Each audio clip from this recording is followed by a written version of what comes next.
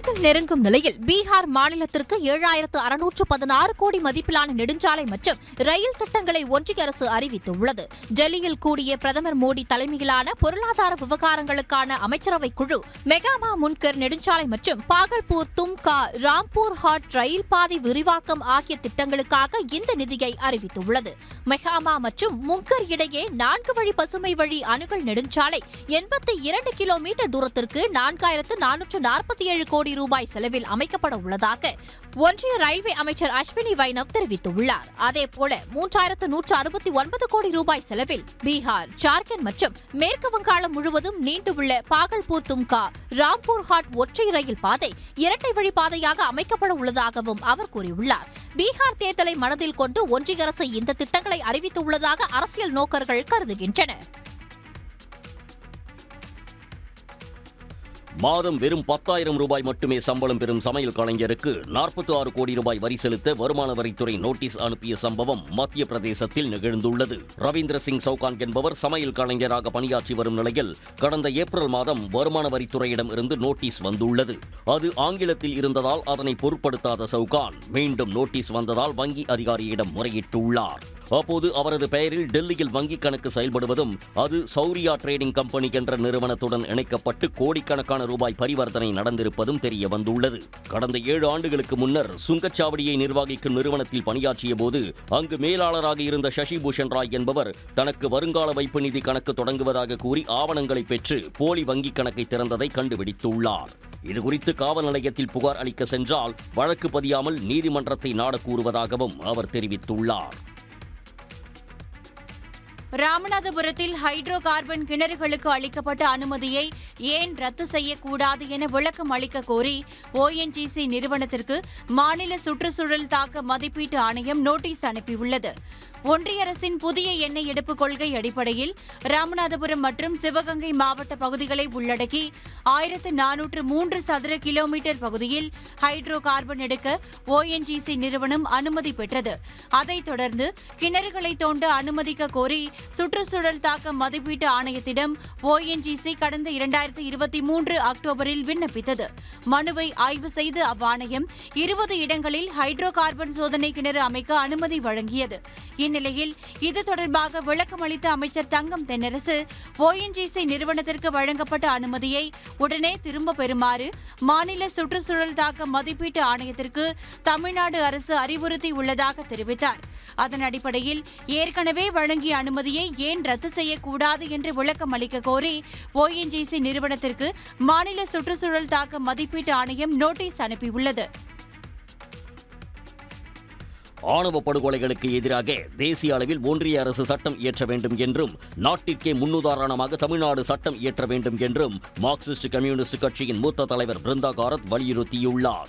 நெல்லை பாளையங்கோட்டை பகுதியில் ஆணவ படுகொலைகளை தடுத்திட சிறப்பு சட்டம் இயற்றக்கோரி மார்க்சிஸ்ட் கம்யூனிஸ்ட் கட்சியின் பொதுக்கூட்டம் நடைபெற்றது. இதில் கட்சியின் மூத்த தலைவர் பிருந்தா காரத், மாநில செயலாளர் சண்முகம் உள்ளிட்டோர் பங்கேற்றனர். நிகழ்ச்சியில் பேசிய பிருந்தா காரத் ஆணவ படுகொலைகளுக்கு எதிராக தனிச்சட்டத்தை இயற்றி நாட்டிற்கே தமிழ்நாடு முன்னோடி மாநிலமாக திகழ வேண்டும் என்று கூறினார். ஜாதிய ஆணவ படுகொலைக்கு எதிராக தேசிய அளவில் ஒரு சட்டத்தை ஒன்றிய அரசு கொண்டு வர வேண்டும் என்றார் அவர். To the whole country, and we also request the DMK government here. வந்தவாசியை அடுத்த தென்வனங்கம்பாடி கிராமத்தில் 6 மாதங்களாக குடிநீர் விநியோகம் செய்யப்படாததை கண்டித்து கிராம மக்கள் காலி குடங்களுடன் மறியலில் ஈடுபட்டனர். நெடுஞ்சாலை போடும் போது என்ன ஆச்சுன்னா அந்த பைப்பு துண்டிக்கப்பட்டது. அந்த பைப்பு துண்டிச்சுக்கு அப்புறம் அந்த குடிநீர் என்பது விநியோகிக்கப்படவே இல்லை. ஒரு வருஷமா அவங்களும் கேட்கிறோம், மக்களும் போயிட்டு அதிகாரி சேர்ந்து மனு கொடுக்குறாங்க, கிராம சபையிலையும் பேசுறாங்க. அது தொடர்ந்து நம்ம மனு கொடுத்துட்டு இருக்கோம். ஆனா அந்த மனு கொடுக்குற மனுக்கள் எங்க போகுதுன்னு பார்த்தா குப்பை தொட்டில போட்டுறாங்களான்னு தெரியல. அப்போ இந்த மக்கள் எங்க போறாங்கன்னு பார்த்தா இங்கிருந்து வடக்கமாடியில இருந்து 1 கிலோமீட்டர் நடந்து போய் அங்க இருக்கக்கூடிய தண்ணி பிடிச்சிட்டு வந்தா அவங்களோட ஜீவனம் செய்யதா இருக்கு. பலகட்ட பேச்சுவார்த்தை தோல்வியடைந்த நிலையில் கிராமத்தில் குடிநீர் விநியோகம் செய்யப்பட்ட பிறகே 8 மணி நேர போராட்டத்தை கிராம மக்கள் கைவிட்டனர். நடிகர் விஷால் சினிமாவில் காலடி வைத்து 21 ஆண்டுகள் நிறைவு செய்ததை ஒட்டி ரசிகர்கள் மற்றும் திரைக்கலைஞர்கள் உள்ளிட்ட அனைவருக்கும் நன்றி தெரிவித்து வீடியோ வெளியிட்டுள்ளார். கடந்த 21 ஆண்டுகளாக தானும் தனது குடும்பமும் நிம்மதியுடன் 3 வேளை சாப்பிடுவதற்கும் பலருக்கு உணவளிக்கும் அளவிற்கு உயர்த்தியதும் ரசிகர்கள் தான் என்றார். கடந்த 21 வருஷமா நான் மட்டும் இல்லை, என் குடும்பம் கூட 3 வேளை சாப்பாடு வந்து நிம்மதியாக சாப்பிட்றேன். நானும் பல பேருக்கு சாப்பாடு போடுற ஒரு தெம்பு கொடுத்த ஒரு விஷயம் அது நீங்கள் தான். நீங்கள் கொடுத்த அந்த அன்பு, நீங்கள் கொடுத்த அந்த ஆதரவு, நீங்கள் கொடுத்த அந்த ஒரு கான்ஃபிடென்ஸ். இன்றைய தேதி வந்து செப்டம்பர் 10, 21 வருஷம் இருக்குது நான் நடிகனாக வந்து.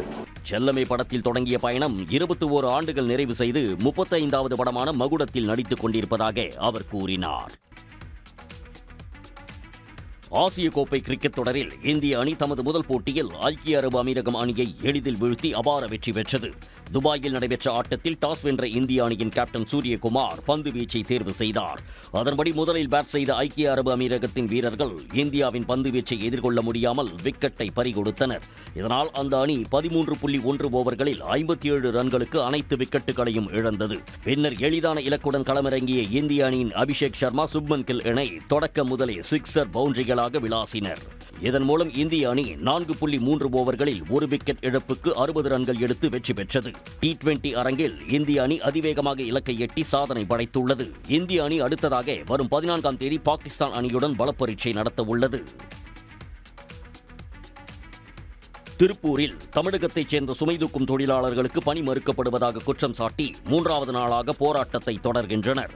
பிரிட்ஜ்வே காலனி பகுதியில் செயல்படும் லாரி புக்கிங் நிறுவனங்கள் குடோன்களில் இருந்து பின்னல் ஆடை தொடர்பான சரக்குகளை ஏற்றவும் இறக்கவும் பணியில் இருந்த தமிழக தொழிலாளர்களை நீக்கிவிட்டு வடமாநிலத்தவர்களை பணியில் அமர்த்தியுள்ளதாக CITU, AITUC உள்ளிட்ட தொழிற்சங்கத்தினர் குற்றம் சாட்டுகின்றனர். இது தொடர்பாக பேச்சுவார்த்தை நடத்தியும் உடன்பாடு ஏற்படாததால் லாரி புக்கிங் நிறுவனத்தை முற்றுகையிட்டு போராட்டம் நடத்தினர். ஏற்கனவே ஒப்பந்தமே எங்களுக்கு உடன்பாடு இல்லை, இன்னும் கூலி எச்சு வேணும் கேட்டிருக்கிற போது இந்த முதலாளி அதுல இருந்து குறைச்சு 500 ரூபாய்க்கு நான் ஏற்றி இறக்குற கணக்கு ஆள் கிடைக்குது அப்படின்னு சொன்னா இங்க இருக்கக்கூடிய தொழிலாளிகள் திட்டமிட்டு கூலியை குறைக்கிறதுக்கான ஏற்பாட்டை இந்த முதலாளி செய்யறாரு. அதிமுக ஒன்றிணைவதில் தமது தரப்பில் எந்த நிபந்தனையும் கோரவில்லை என ஓ பன்னீர்செல்வம் கூறியுள்ளார். மதுரை விமான நிலையத்தில் செய்தியாளர்களை சந்தித்த அவர், ஒன்றிணைந்தால் பழனிசாமியை முதலமைச்சர் வேட்பாளராக ஏற்பீர்களா என்ற கேள்விக்கு மழுப்பலாக பதிலளித்தார். திருப்பி ஒன்றிணைவதற்கு எடப்பாடி பழனிசாமி வந்து சரின்னு சொல்லிட்டா நீங்க அவரை முதலமைச்சர் வேட்பாளராக ஏற்றுக்கொள்வதற்கான பல பிரச்சனைகளை பேச வேண்டியிருக்கிறல. இன்னைக்கு கேஸ் 6 கேஸ் வந்து நீதிமன்றத்தில் இருக்குது. அந்த நீதிமன்றத்தினுடைய வழக்கு எங்களுடைய தர்மயுத்தத்தினுடைய அடிப்படை கூறுகள் சம்பந்தமாக அது இருக்கிறது. அது நிறைவேறுகின்றதில் நாங்கள் யோசனை செய்வோம்.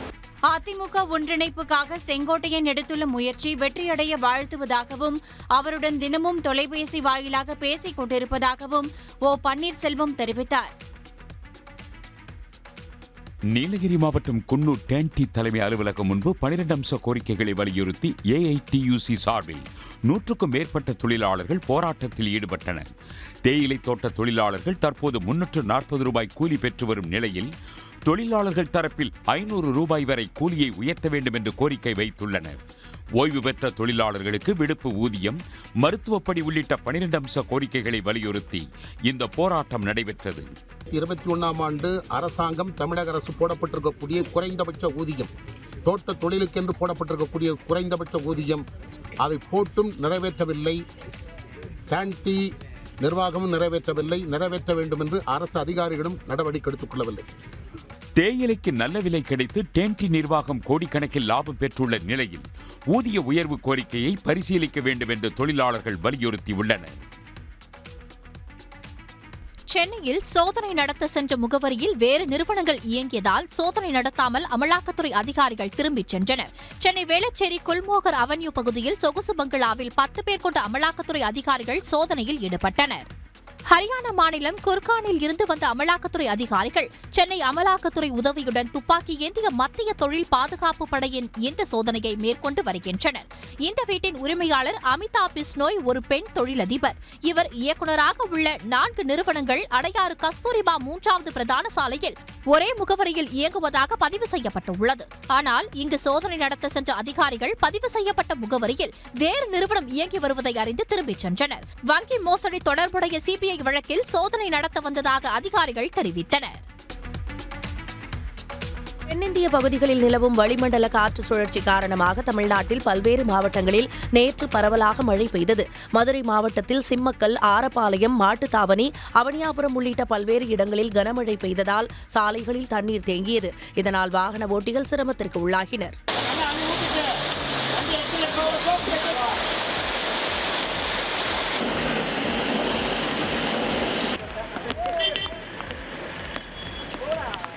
கிட்டத்தட்ட எனக்கு அரசரடியில் இருந்து நம்ம அண்ணா பஸ் ஸ்டாண்டுக்கு வர வரைக்கும் கிட்டத்தட்ட 3 hours ஆயிடுச்சு சார்.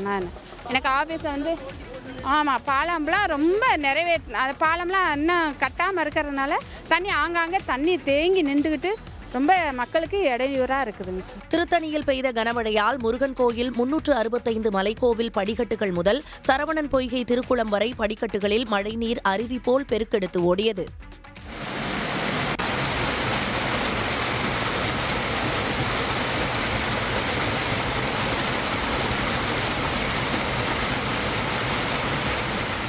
அரக்கோணத்தில் 1 மணி நேரத்திற்கும் மேலாக பெய்த கனமழையால் சாலைகளில் கழிவு நீருடன் மழைநீர் கலந்து சென்றதால் வாகன ஓட்டிகள் இன்னலுக்கு ஆளாகினர். இதேபோன்று கும்பகோணம், பெரம்பலூர், ஆண்டிப்பட்டி, கோவில்பட்டி உள்ளிட்ட பல்வேறு நகரங்களில் வெளுத்து வாங்கிய மழையால் தாழ்வான இடங்களில் தண்ணீர் சூழ்ந்தது.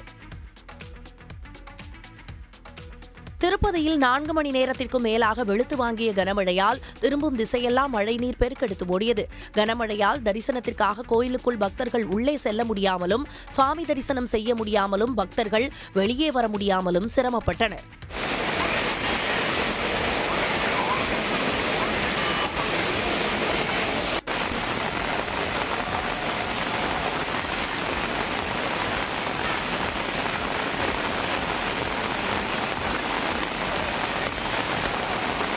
கனமழையால் கோயிலில் 4 மாட வீதிகளில் சுற்றுப்பகுதிகளில் அமைக்கப்பட்டுள்ள நிழற்பந்தல்கள் மற்றும் மடங்களில் பக்தர்கள் தஞ்சமடைந்தனர். மசோதாக்களுக்கு ஒப்புதல் அளிக்காமல் ஆளுநர்கள் இருக்க முடியுமா என்று ஒன்றிய அரசுக்கு உச்சநீதிமன்றம் சரமாரியாக கேள்வி எழுப்பியுள்ளது. மசோதாக்களை நிறைவேற்ற ஆளுநர் காலதாமதம் செய்த விவகாரத்தில் குடியரசுத் தலைவர் திரௌபதி முர்மு எழுப்பிய 14 கேள்விகள் குறித்த விசாரணை உச்சநீதிமன்ற தலைமை நீதிபதி கவாய் தலைமையிலான அரசியல் சாசன அமர்வு முன்பு விசாரணை நடைபெற்று வருகிறது. நேற்றைய விசாரணையில் அரசியலமைப்பு சாசனத்தை உயிருள்ள ஆவணமாக பார்க்க வேண்டும் என்று கூறிய நீதிபதிகள், கூட்டாட்சி முறையில் கலந்து பேசும் அம்சம் இருக்கும்போது மசோதாக்களுக்கு ஒப்புதல் தராமல் ஆளுநர்கள் இருப்பதை ஏற்க முடியுமா என்று கேள்வி எழுப்பினர். இந்த வழக்கில் இன்றும் வாதங்கள் தொடரும் நிலையில் விசாரணை முடிந்து தீர்ப்பு தேதி குறிப்பிடாமல் ஒத்திவைக்கப்படும் என எதிர்பார்க்கப்படுகிறது. அன்புமணி உரிமை மீட்பு பயணம் செல்லும் நிலையில் ராமதாசும் கிராமமாக சுற்றுப்பயணத்தை தொடங்கியுள்ளார். பாட்டாளி மக்கள் கட்சி சார்பில் மதுராந்தகம் அருகே சூனாம்பேடு கிராமத்தில் கிராம கூட்டம் நடைபெற்றது. பாமக மாவட்ட செயலாளர் சாந்தமூர்த்தி தலைமையில் நடந்த இக்கூட்டத்தில் அக்கட்சியின் நிறுவனர் ராமதாஸ் மற்றும் ஜி.கே. மணி உள்ளிட்டோர் பங்கேற்று பொதுமக்களுடன் கலந்துரையாடினர். நான் யாரையும் குற்றம் சொல்லலை, எந்த கட்சியும் குற்றம் சொல்லலை, அது நமக்கு தேவையும் இல்லை. என் மக்கள்கிட்ட நான் புலம்புறேன், இந்த சாராயம் இல்லாமல் பண்ணணும்னா ராமதாஸுக்கு ஓட்டு போடணும்னு கேட்குறேன். இது தப்பா? இதனிடையே கடலூர் மாவட்டம் பன்ருட்டியில் அன்புமணி உரிமை மீட்பு நடைபயணம் தொடங்கினார். முன்னதாக காலை பன்ருட்டியில் பலா, முந்திரி விவசாயிகளை சந்தித்து பேசினார். நீலகிரி மாவட்டம் கூடலூர் மற்றும் பந்தலூரில் ஊருக்குள் வரும் காட்டு யானைகளை கட்டுப்படுத்த கோரி கடையடைப்பு போராட்டம் நடைபெற்று வருகிறது. மக்களை அச்சுறுத்தும் காட்டு யானைகளை அடர்ந்த வனப்பகுதிக்குள் விரட்டி மக்களுக்கு பாதுகாப்பு வழங்க வேண்டும் என அப்பகுதி மக்கள் கோரிக்கை விடுத்துள்ளனர். தேசிய நெடுஞ்சாலையில் குண்டும் குழியுமாக காணப்படும் சாலைகளை சீரமைக்க வேண்டும் என்றும் கூடலூர் மக்கள் வலியுறுத்தியுள்ளனர். அதிமுக ஒன்றிணைவதில் தமது தரப்பில் எந்த நிபந்தனையும் கோரவில்லை என ஓ பன்னீர்செல்வம் கூறியுள்ளார். மதுரை விமான நிலையத்தில் செய்தியாளர்களை சந்தித்த அவர், ஒன்றிணைந்தால் பழனிசாமியை முதலமைச்சர் வேட்பாளராக ஏற்பீர்களா என்ற கேள்விக்கு மழுப்பலாக பதிலளித்தார். திருப்பி ஒன்றிணைவதற்கு எடப்பாடி பழனிசாமி சரின்னு சொல்லிட்டா நீங்க அவரை முதலமைச்சர் வேட்பாளராக ஏற்றுக்கொள்வதற்கான பல பிரச்சனைகளை பேச வேண்டியிருக்கிறல. இன்னைக்கு கேஸ் 6 கேஸ் நீதிமன்றத்தில் இருக்குது. அந்த நீதிமன்றத்தினுடைய வழக்கு எங்களுடைய தர்மயுத்தத்தினுடைய அடிப்படை கூறுகள் சம்பந்தமாக அது இருக்கிறது. அது நிறைவேறுகின்றதில் நாங்கள் யோசனை செய்வோம். அதிமுக ஒன்றிணைப்புக்காக செங்கோட்டையன் எடுத்துள்ள முயற்சி வெற்றியடைய வாழ்த்துவதாகவும் அவருடன் தினமும் தொலைபேசி வாயிலாக பேசிக் கொண்டிருப்பதாகவும் ஓ பன்னீர்செல்வம் தெரிவித்தார். தென்னிந்திய நடிகர் சங்கத்திற்கு தேர்தல் நடத்துவதில் என்ன சிக்கல் உள்ளது என்று சென்னை உயர்நீதிமன்றம் கேள்வி எழுப்பியுள்ளது. நடிகர் சங்க நிர்வாகிகளின் பதவிக்காலத்தை மேலும் 3 ஆண்டுகளுக்கு நீட்டிக்கப்பட்டதை எதிர்த்து தாக்கல் செய்யப்பட்ட மனு நீதிபதி தனபால் முன்பு விசாரணைக்கு வந்தது. நடிகர் சங்க தேர்தலை உடனே நடத்த உத்தரவிட வேண்டும் என்று மனுதாரர் தரப்பில் வாதிடப்பட்டது. ஆனால் தேர்தலை நடத்துவதில் எவ்வித சிக்கலும் இல்லை என்றும், தற்போது நடிகர் சங்கத்திற்கான கட்டடப் பணிகள் முடிவடையும் நிலையில் உள்ளதால் தேர்தல் நடத்தினால் கட்டுமான பணிகள் பாதிக்கப்படும் என்பதால் நிர்வாகிகளின் பதவிக்காலத்தை நீட்டித்ததாக நிர்வாகிகள் தரப்பு வழக்கறிஞர் வாதிட்டார். இதனை பதிவு செய்த நீதிபதி விசாரணையை வரும் 15ஆம் தேதி ஒத்திவைத்து உத்தரவிட்டார். புதுச்சேரி கோவிந்தசாலை பகுதியில் குடிநீர் மாதிரி சேகரிக்கப்பட்டு ஆய்வுக்கு அனுப்பியுள்ளதாக சுகாதாரத்துறை தெரிவித்துள்ளது. மாசு கலந்த குடிநீர் விவகாரத்தில் வாந்தி வயிற்றுப்போக்கால் பாதிக்கப்பட்டு 33 பேர் அரசு மருத்துவமனையில் அனுமதிக்கப்பட்ட நிலையில் தற்போது 7 பேர் மட்டுமே சிகிச்சை பெற்று வருவதாக துணை இயக்குநர் ரகுநாதன் தெரிவித்துள்ளார். குறிப்பிட்ட இடங்களில் சுகாதாரத்துறை களப்பணியாளர்கள் ஆய்வு மேற்கொண்டு வருவதாகவும் தெரிவித்தார். குடிநீரால வந்ததான்றது கண்டுபிடிக்கிறதுக்காக எங்களுடைய களப்பணியாளர்கள் வந்து ஹெல்த் அசிஸ்டன்ட், ஹெல்த் இன்ஸ்பெக்டர் எல்லாரும் போயிட்டு எப்போதும் போல எல்லா இடத்துலையும் வர தண்ணீரை, குடிநீரை வந்து சாம்பிள் எடுத்து இப்போ பப்ளிக் ஹெல்த் லேபுக்கு அனுப்பியிருக்கோம். அதை வந்து அது ரிசல்ட் வந்ததுக்கு அப்புறம் தான் அது வந்து மாசு கலந்திருக்கா இல்லையான்னு சொல்ல முடியும். பாதிக்கப்பட்ட இடங்களில் 1 வார காலத்திற்கு மொபைல் முகாம் அமைக்கப்பட்டுள்ளதாகவும் மக்களுக்கு விழிப்புணர்வு ஏற்படுத்தி வருவதாகவும் அவர் தெரிவித்தார். உடனுக்குடன் செய்திகளை தெரிந்து கொள்ள சன் நியூஸ் பெல் ஐகானை கிளிக் பண்ணுங்க.